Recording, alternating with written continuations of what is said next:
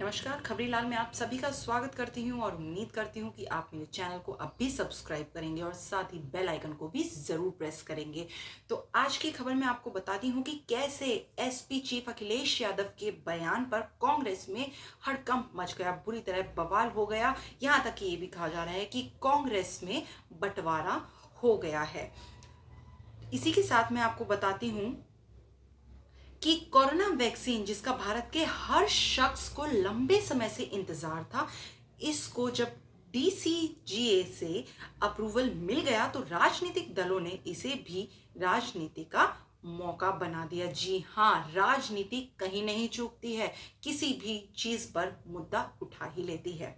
आगे मैं आपको बताती हूँ कि इसकी वजह से कांग्रेस की अंतर्कलह अब कांग्रेस में भी सुलगती दिख रही है। जैसा कि मैंने आपको कहा कि एसपी चीफ अखिलेश यादव के एक बयान पर देखिए कांग्रेस में एक आग कैसे सुलगती नजर आ रही है।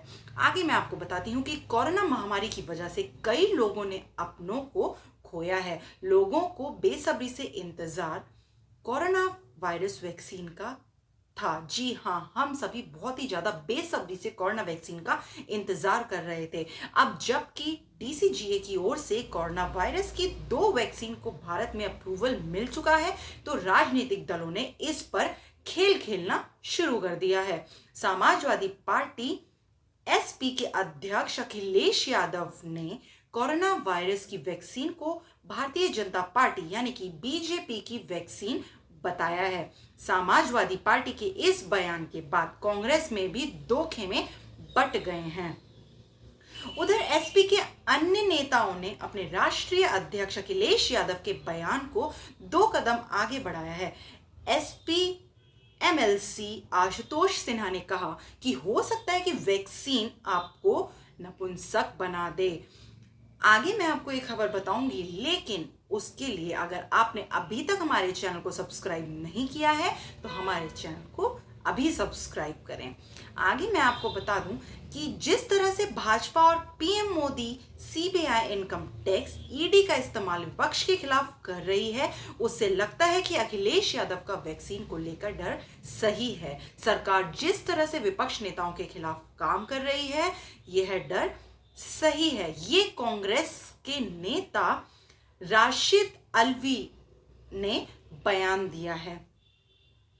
आगे मैं आपको बताती हूं कि उत्तर प्रदेश कांग्रेस के मीडिया संयोजक ललन कुमार कहते हैं कि वैक्सीन किसी पार्टी की नहीं होती, वैक्सीन पर वैज्ञानिकों ने मेहनत की है। समाजवादी पार्टी के मुखिया अखिलेश यादव कह रहे हैं कि यह बीजेपी की है, मतलब कि यह वैक्सीन जो आई है कोरोना की, ये सिर्फ बीजेपी की है। वह पूरी तरह से गलत कह रहे हैं। इसका काफी ट्रायल होने के बाद अप्रूवल दिया गया है। पिछले कई महीनों से हमारा देश सफर कर रहा है। सरकार वादे पर वादे कर रही है कि हम उपलब्ध करा रहे हैं। बीजेपी को अगर लगता है कि वैक्सीन उनकी है तो ये बहुत ही गलत है।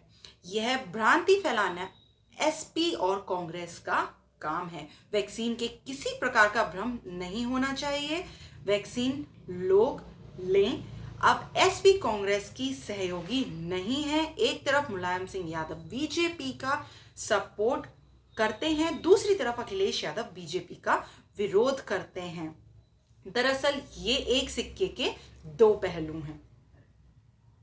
आगे मैं आपको बताती हूं कि उधर कांग्रेस नेताओं शशि थरूर और जयराम रमेश ने भारत बायोटेक की कोवैक्सीन के इमरजेंसी इस्तेमाल को मिली मंजूरी पर सवाल उठाए हैं। तिरुवनंतपुरम से सांसद कांग्रेस नेता शशि थरूर ने ट्वीट करते हुए कहा कि भारत बायोटेक की कोवैक्सीन के तीसरे चरण का ट्रायल अभी तक पूरा नहीं हुआ है। जी हाँ, उन्होंने कहा कि अभी तीसरा चरण जो है वैक्सीन ट्रायल का, वो अभी पूरा नहीं हुआ है। ऐसे में कोवैक्सीन को समय से पहले मंजूरी देना खतरनाक हो सकता है।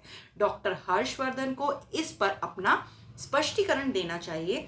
कोरोना वैक्सीन का ट्रायल पूरा होने तक इसके उपयोग से बचा जाना चाहिए। भारत को इस दौरान